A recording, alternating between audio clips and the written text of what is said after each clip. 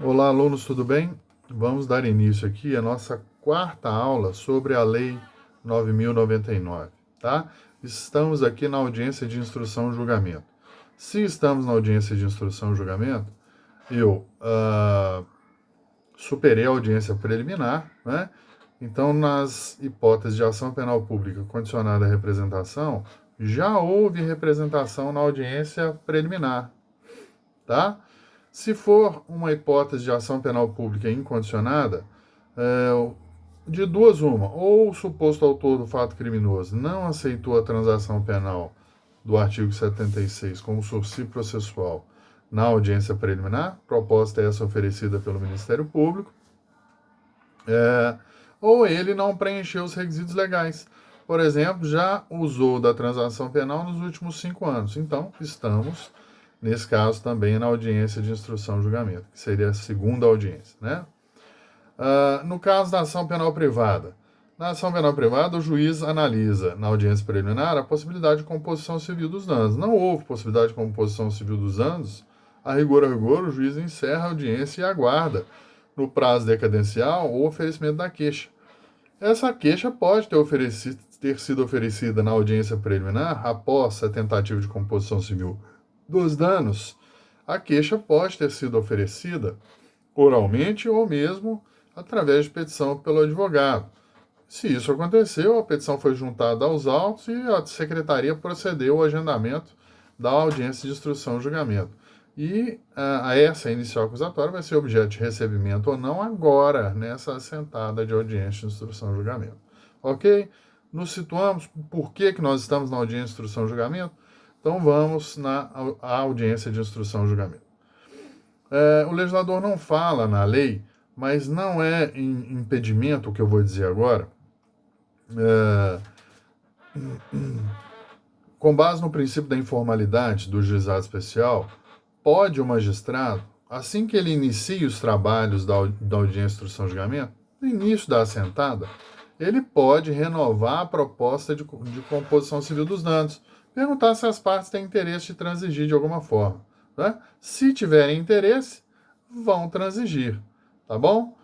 Isso nas hipóteses, é claro, de ação penal pública condicionada à representação ou na hipótese de queixa-crime, tá?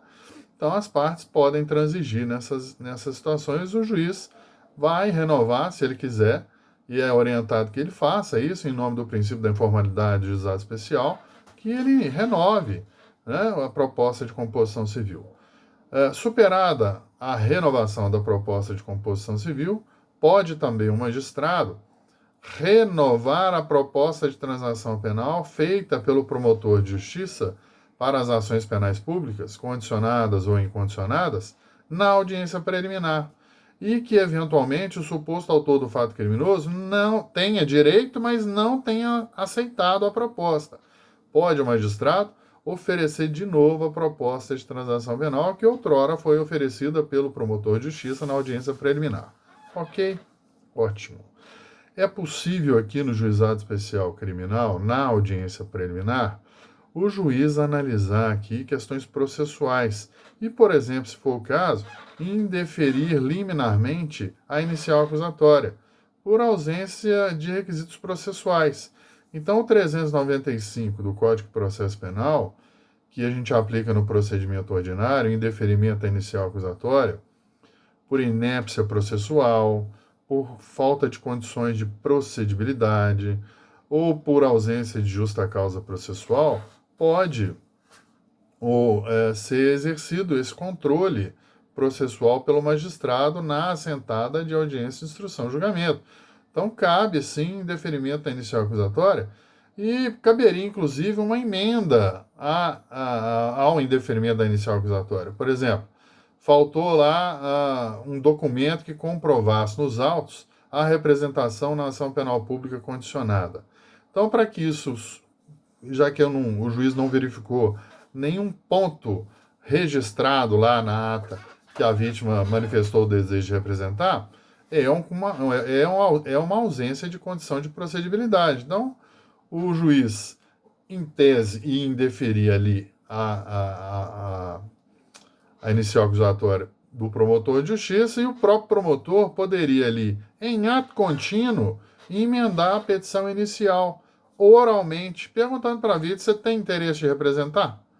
E a vítima responderia que sim. Isso seria registrado na ata da audiência, instrução e julgamento, e supriria a irregularidade, e a emenda inicial de forma oral seria utilizada nessa forma. Tamanha a informalidade do juizado especial, tá? Criminal. Ótimo. É possível também a absolvição sumária. O juiz de direito, ao contrário do indeferimento liminar, que o juiz não enfrenta o mérito e extingue o processo sem resolução do mérito, nos termos do 485, salvo engano, do Código de Processo Civil, extinção do processo sem resolução do mérito. Aqui, na absolvição sumária, é possível a absolvição sumária também, que é prevista para o procedimento ordinário, é possível a absolvição sumária. O juiz, analisando o conteúdo probatório da inicial acusatória, denúncia ou queixa, e também, se for o caso, analisando a defesa que eventualmente já esteja acostada aos autos, manejada pelo advogado do suposto autor do fato criminoso, pode o juiz absolver sumariamente, né? Enfrentando o mérito e absolvendo o cidadão, né? Então, tem hipótese aqui de absolvição sumária, que a gente estudou lá no 397 Código de Processo Penal. Por exemplo, a tipicidade da conduta. Seria possível se, por um acaso, chegasse ao mundo jurídico uma novácio legis in melio, e tornando atípico um fato típico que outrora era típico no âmbito do juizado especial criminal. Perfeitamente, a tipicidade da conduta, tá? Excludente de ilicitude, notoriamente a legítima defesa. Se o juiz perceber que foi dessa forma, por legítima defesa, e isso for latente, evidente na documentação, etc., o juiz vai absolver sumariamente também. Excludentes de culpabilidade, lá do conceito analítico de crime.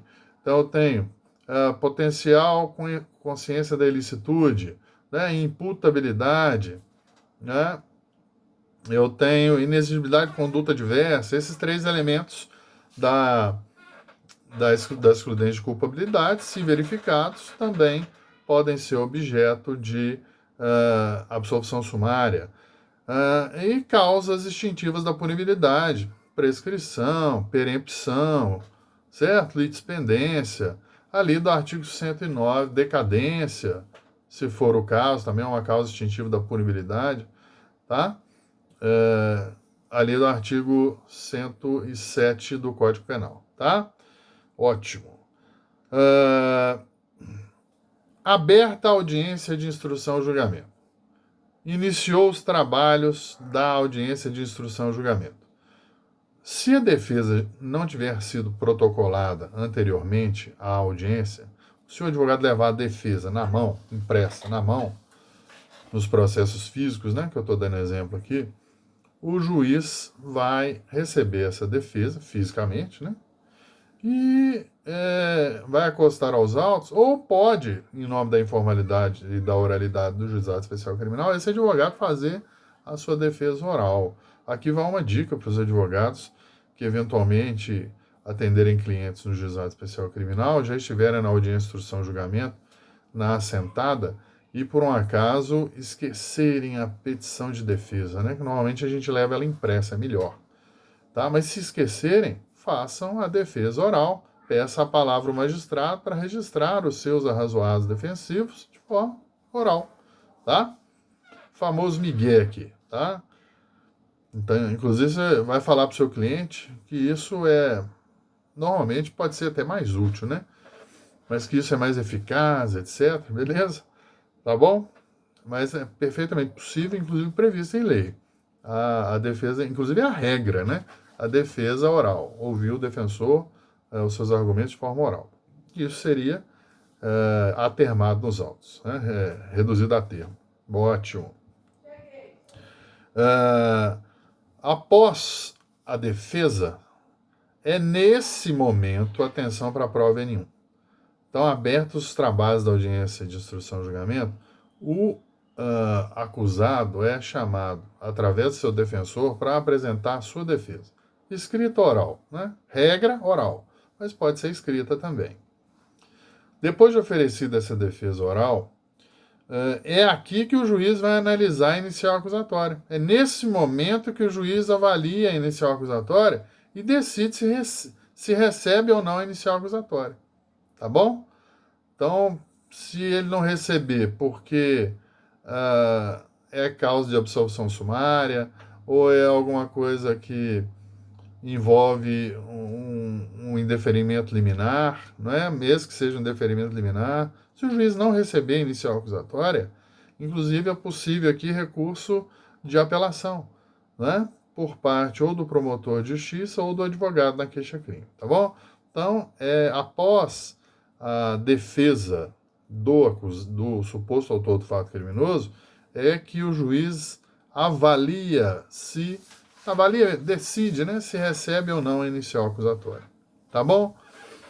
Se eventualmente se o magistrado perceber que o caso é de maior complexidade, em que pese ser de menor potencial ofensivo, pode o magistrado, o juizado especial criminal, delegar a sua competência, nos termos do artigo 66, parágrafo único, para o juiz de direito da vara criminal no procedimento sumaríssimo. É possível isso também nesse momento, tá?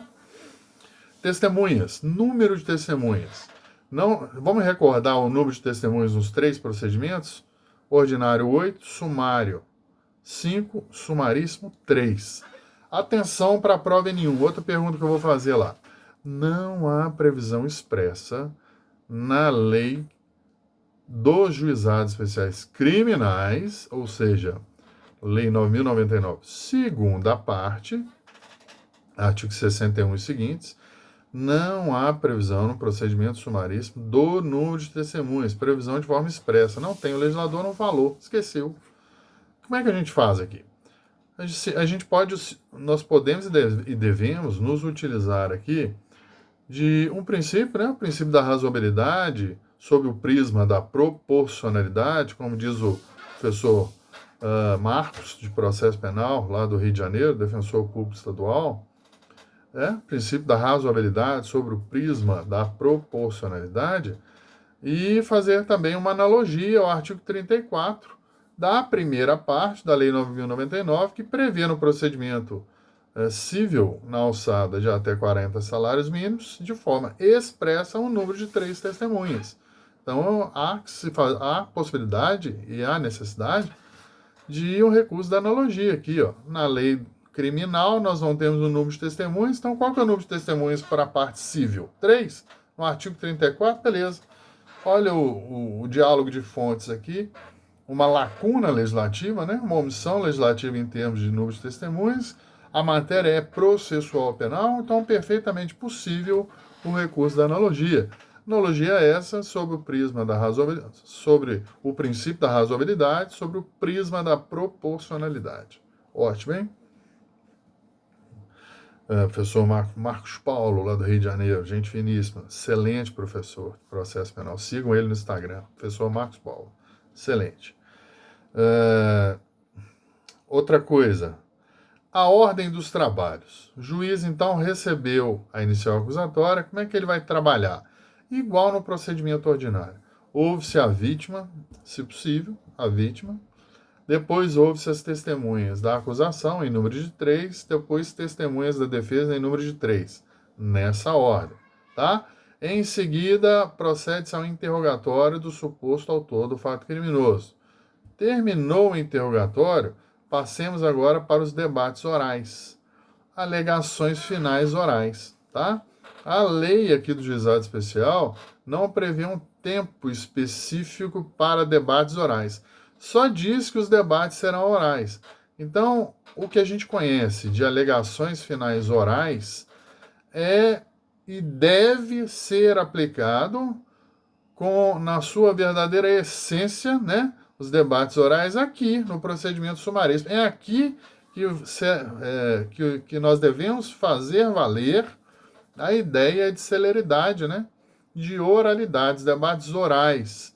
Devem ser debates orais aqui. A legislação não fez previsão aqui de alegações finais via memoriais de forma escrita. Não tem nenhuma previsão disso. O juizado especial não precisa disso, tá? Debates orais, tá bom? E o juiz vai ouvir ali rapidamente, se for o caso, a acusação e, por fim, a defesa, em ato contínuo, previsão expressa da Lei 9.099.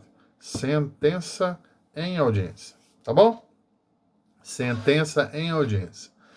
Normalmente não é possível. Foram poucas as vezes que eu vi juízes dando sentença em audiência em 15 anos de advocacia. Tá? Mais ou menos aí 15 anos. 13, 14 anos de advocacia. Eu já vi isso 2 vezes. Foi muito, tá? Então, o normal é o juiz dar a sentença depois, 10 dias, tá? Em até 10 dias ele dá essa sentença, um prazo impróprio, né? O juiz pode até violar esse prazo. Atenção para a sentença no juizado especial.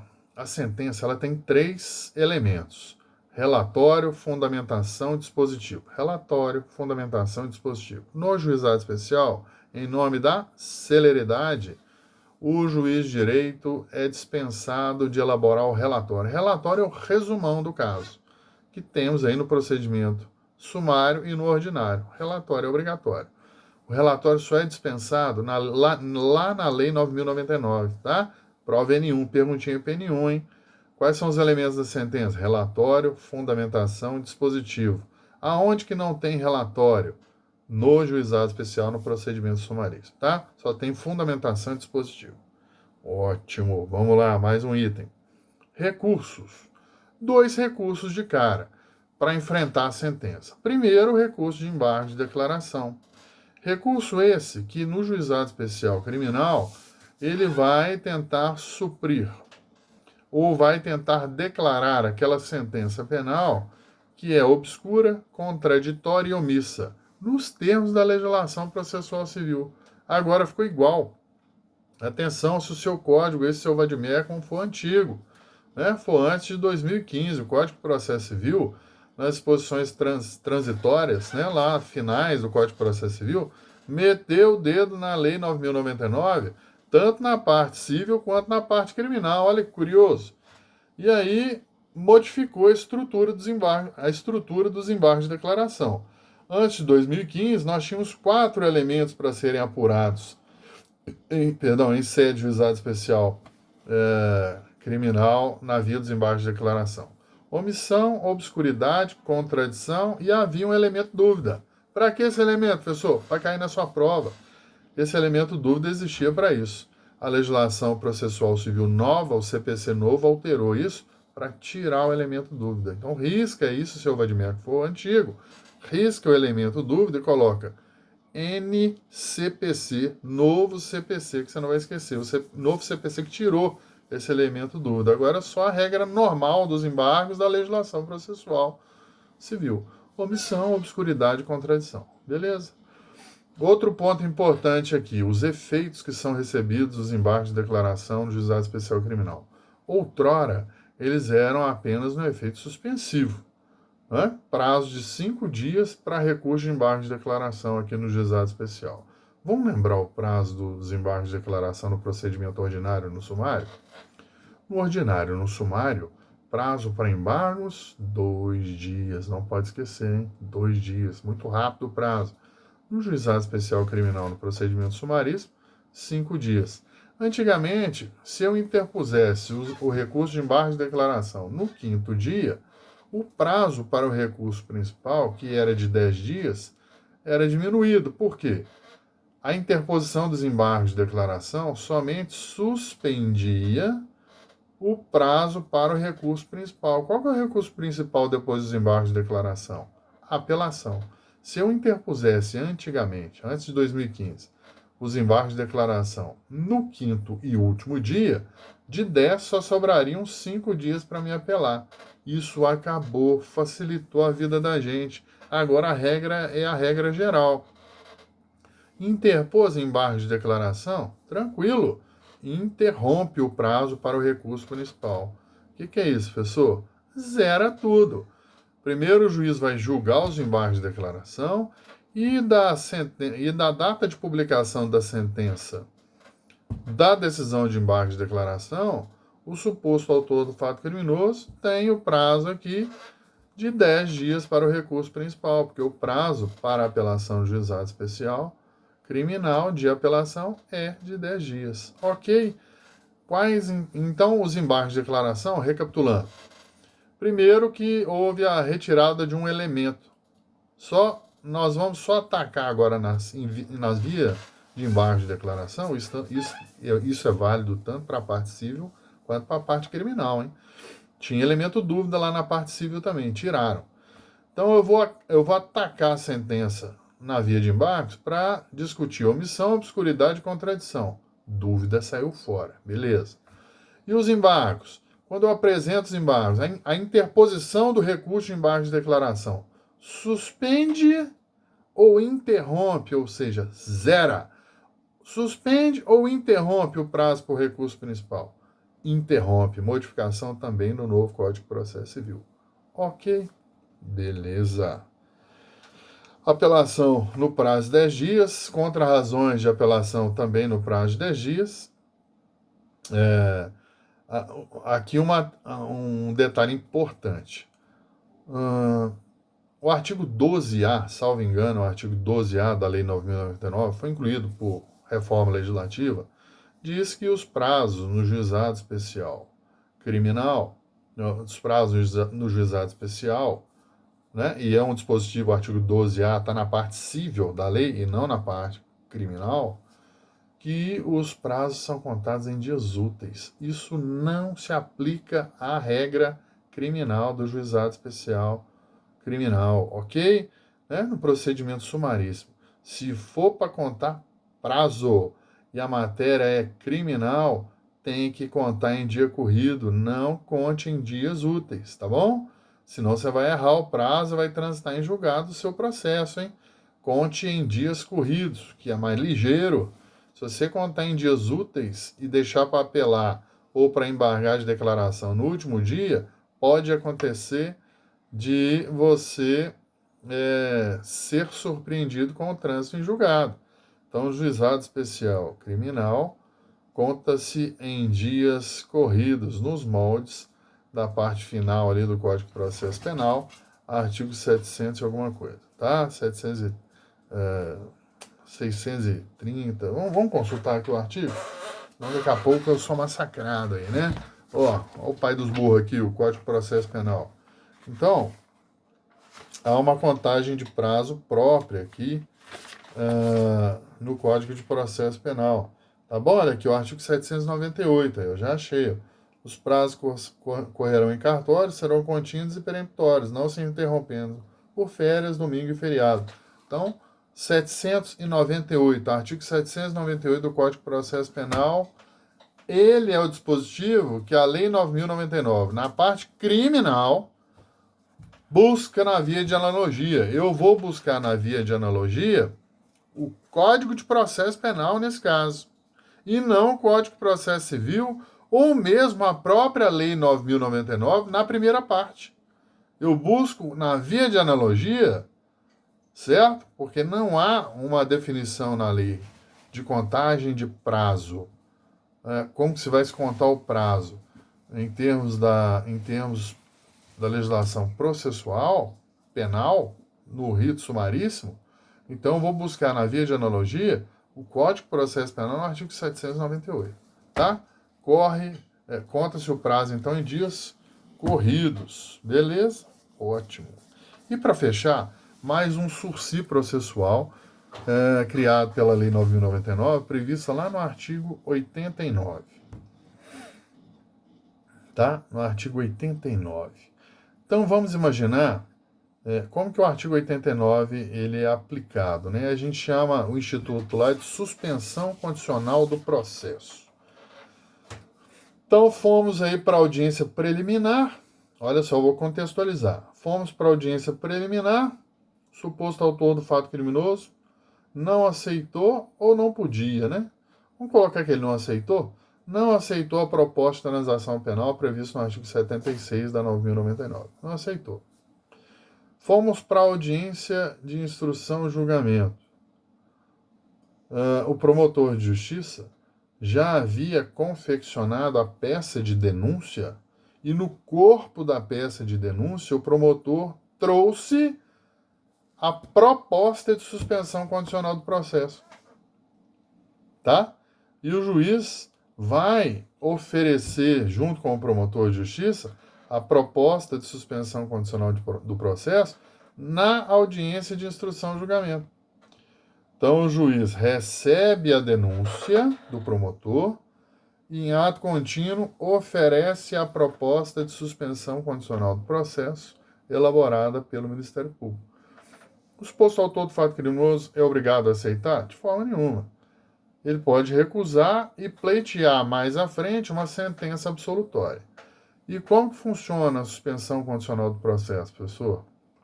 Se o suposto autor do fato criminoso aceitar a proposta, ele tem que aceitar essa proposta expressamente. Se ele aceitar, o processo vai ficar suspenso por 2 a 4 anos, de 2 a 4 anos, pode ser 2, pode ser 3, pode ser 4, de 2 a 4 anos.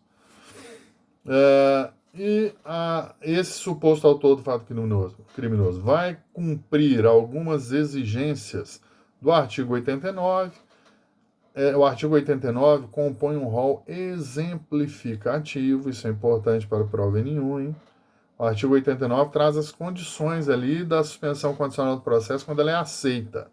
Aí exemplifica a lei lá: proibição de frequentar determinados lugares, obrigação de se reportar à justiça mensalmente, né? Tem lá os requisitos na lei 9.099. Quero dizer aos senhores que esses requisitos, eles não são um rol taxativo, são um rol exemplificativo. Então, o juiz ele pode criar outras hipóteses de penas restritivas de direito, por exemplo, prestação de serviço à comunidade, para justificar aí a suspensão condicional do processo, tá? Perfeitamente possível, tá bom? Outro ponto aqui sobre a suspensão condicional do processo frente à transação penal. Ofereceu transação penal? Ofereceu. Durante o cumprimento da transação penal, não suspende o prazo prescricional, continua a correr. Por ausência de previsão legal, continua a correr, ok? Agora, na suspensão condicional do processo, aceitou a suspensão condicional do processo? Aceitou. Aceitei, beleza. Aí a lei diz expressamente: aceitada a proposta de suspensão condicional do processo, suspende o curso do prazo prescricional. Não corre prescrição. Por quê? Porque a lei mandou que não corresse prescrição de forma expressa, tá bom? E quando que é cabível a suspensão condicional do processo? Atenção, hein? Aqui eu vou trabalhar com a pena mínima fixada para o delito em abstrato. Gravem isso. Suspro, nos modos do professor Cristiano Gonzaga, né? Fala lá da suspro, suspensão condicional do processo, todo crime cuja pena mínima, e não a máxima agora, hein? Nesse caso eu trabalho com a mínima. Todos os crimes cuja pena mínima é igual, em intervalo fechado, ou inferior a 1 ano, cabe suspensão condicional do processo. Olha um detalhe que eu vou cobrar de vocês aqui na N1. A suspensão condicional do processo não é exclusiva dos procedimentos atinentes de competência do rito sumaríssimo.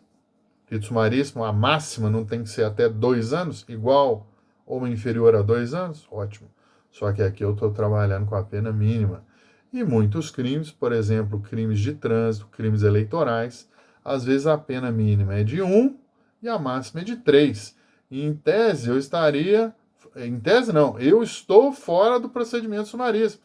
Eu estou no sumário na vara criminal. Ou eventualmente até no ordinário.